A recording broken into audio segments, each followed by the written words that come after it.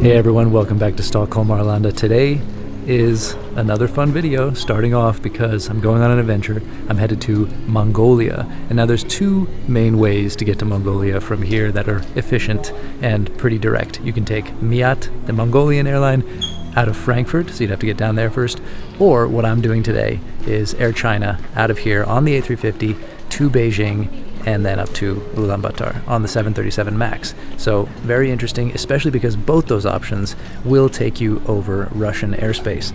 China and Mongolia, friendly with the Russians, they're allowed to fly through, whereas any European airline would have to fly around, and that's been a source of a lot of interest and focus from our side, of course, as people watch how air traffic moves around the world. And this of course makes the journey much shorter. It's under 8 hours to get to Beijing, whereas going via some other European city and having to fly all the way around would be 12, 13, maybe more. So an interesting one to look at. How on earth do you get to Mongolia? And this is the way out of the Nordics, out of Europe, that's most direct. How will it be? I don't know. I gotta say, flying over Russian airspace, I've done it once already on Air India last year. It doesn't make me feel super comfortable. Let me know in the comments what you think about that. Does that make you feel anything in particular? Does it not really matter? I don't know. Flying over territory where I'm not a friend to that government, it gives me pause. But we're doing it anyway on the A350. First time on Air China. I'll show you a little bit about what that's like, the whole journey out to Ulan Batar and filming there with Hunu Air. You're going to see a lot of videos from the cockpit, their new Embraer E2, some of their older Embraers too. A lot of Mongolian scenery from the flight deck, I hope. A lot of fun coming up. Make sure you're subscribed. Make sure you like this video so the algorithm knows that you want to come back. And join us now as we board the Air China A350. Let's do it.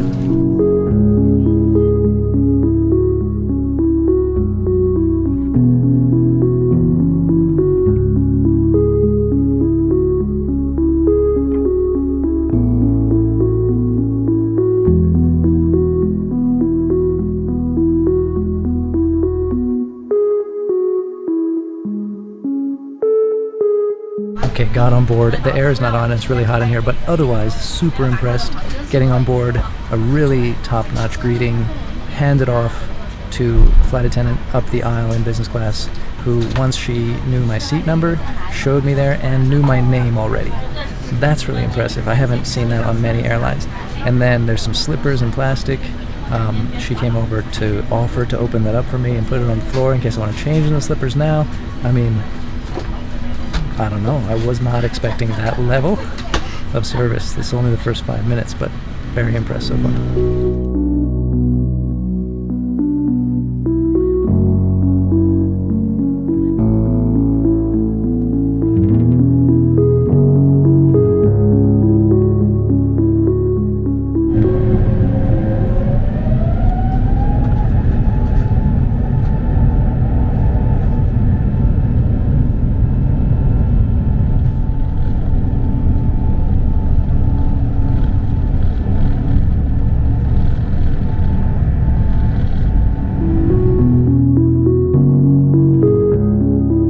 Officially over Russia. It's amazing, you fly just about 40 minutes until you enter that first FIR. Put it down below what it's called because I don't remember. Near St. Petersburg area. 40 minutes out of Stockholm, which feels such a world apart from Russia. Then you're there. So reminds you just how close we are up here in Scandinavia. Shortly after the beginning of the conflict in Ukraine, Europe banned Russian aircraft from its airspace. In response, Russia imposed reciprocal restrictions, effectively closing its skies to carriers from the EU, the United States, Canada, and several other allied nations. As a result, European and American flights between Asia and Europe have been forced to take longer, more circuitous routes, often detouring through Central or South Asia. Notable exceptions to this are the Chinese and the Indian airlines, which are still allowed to fly over Russian airspace between Asia and Europe. In today's aviation landscape, access to Russian airspace is more than a navigational detail. It's a strategic asset. It influences scheduling, profitability, and global alignment. It can mean that a route works or doesn't. For many European carriers, the airspace closure has had serious financial implications.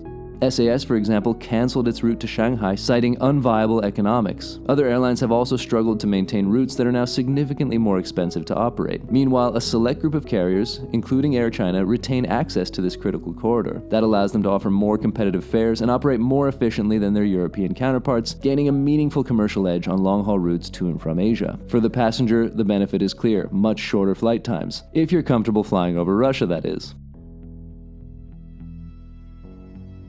Alright, so this is the seafood dish, whose name I can't remember. There was a special sauce. It's gone because we don't have menus. But it looks like a pretty typical seafood dish with noodles, something you'd expect from a Chinese menu. Let's see.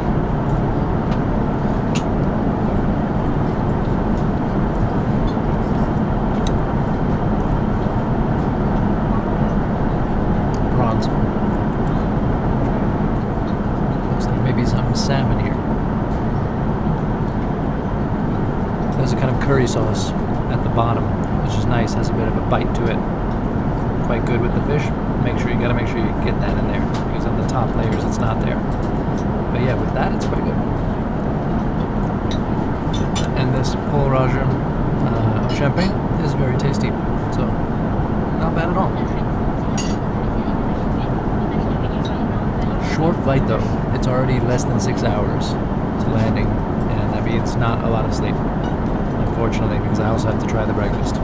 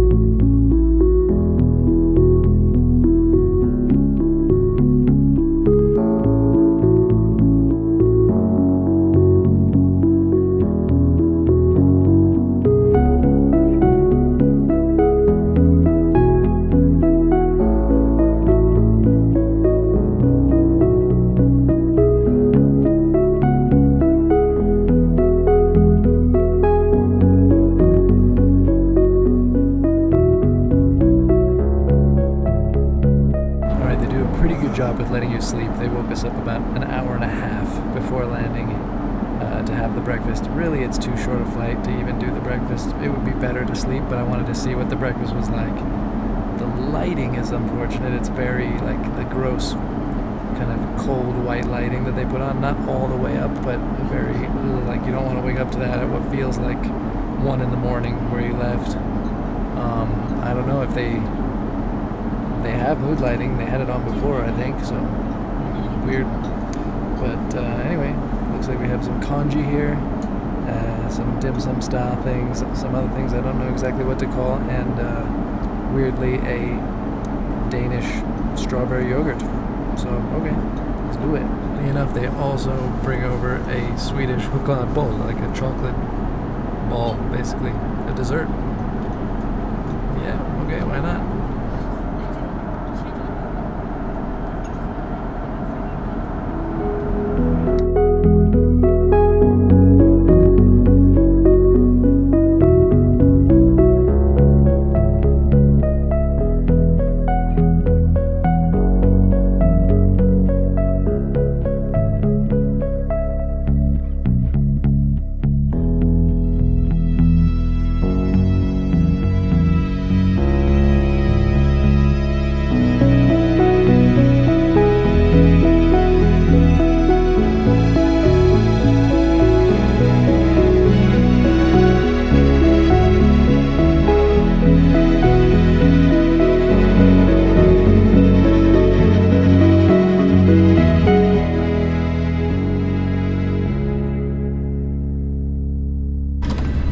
I've made it to China, Beijing airport, just a connection here this time. On the way back, I'll be stopping through for a day, which should be pretty interesting. 737 MAX up to Ulan Batar, which we just flew over a couple hours ago. Next.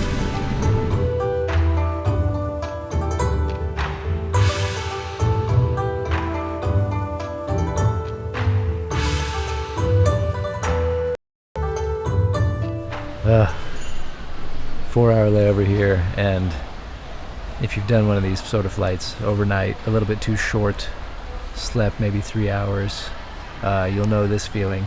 Getting here in the morning, you had breakfast and a coffee at what felt like 1 in the morning to your body.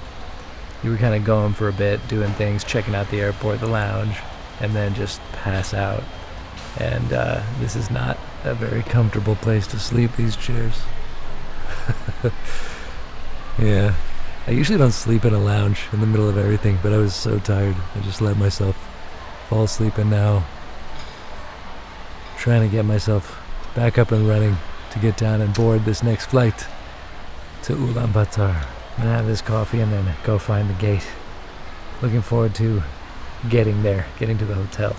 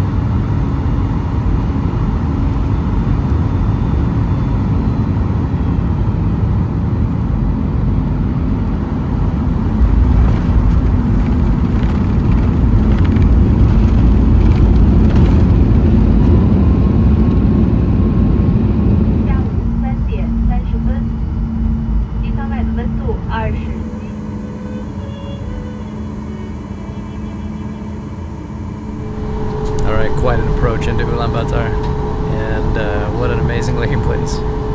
Yeah, lots of desert, for a long time brown, and then here more green, but only low plants, wide open spaces. Could see yurts down there, some big trucks, mostly just nothing.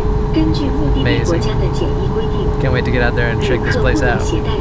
Thanks for coming along on this journey to Mongolia. Hope you enjoyed, and we got a lot more coming up from here next few days, so be sure to stay tuned for Flight Radar 24. I'm Gabriel Lee.